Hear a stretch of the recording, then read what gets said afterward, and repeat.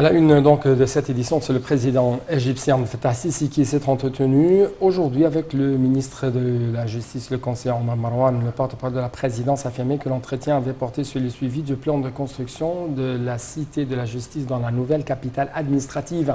Le chef de l'État a aussi enjoint de développer les services de registre foncier et augmenter le nombre des véhicules de registre dans tous les gouvernorats. Ceci dans le cadre d'initiative Une vie décente pour développer la campagne égyptienne.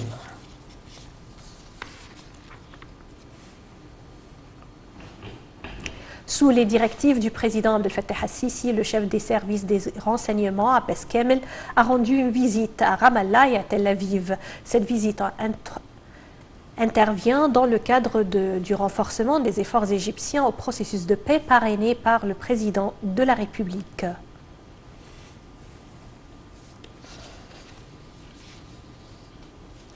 Quant au Conseil des ministres, il a examiné aujourd'hui un nombre de dossiers politiques, économiques et sociaux lors de sa réunion hebdomadaire. Il a également discuté des derniers développements liés au coronavirus, des mesures de précaution dans les différents secteurs de l'État et de la fourniture des vaccins anti-Covid. Un commentaire de Sarah Maghrabi.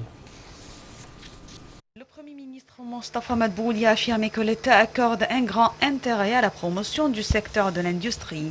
Cette déclaration a été faite lors d'une réunion présidée par Dr Madbouli pour suivre la mise en œuvre de son procédure pour le développement du secteur de l'industrie.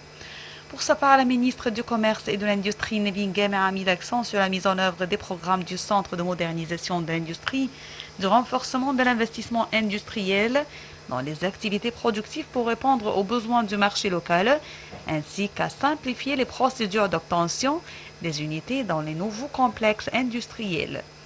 Entre-temps, le Premier ministre Dr Mostafa Madbouli a adressé ses remerciements à tous les ministères et autorités qui ont contribué à la réalisation des projets de logement inaugurés au début de la semaine par le président Abdel Fattah al-Sisi dans le but de fournir un logement convenable à tous les citoyens.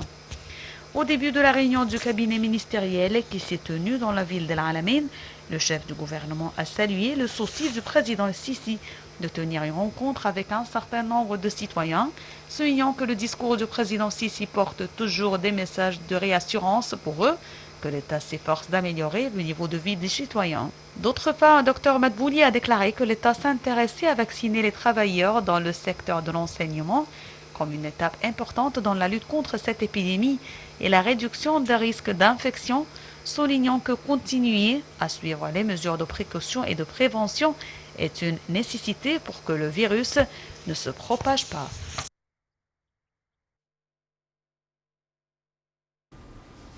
Sur le plan économique, les indices de la bourse du Caire étaient mitigés à la clôture de la séance d'aujourd'hui, dû aux opérations de vente des institutions locales et des opérations d'achat des investisseurs arabes et étrangers.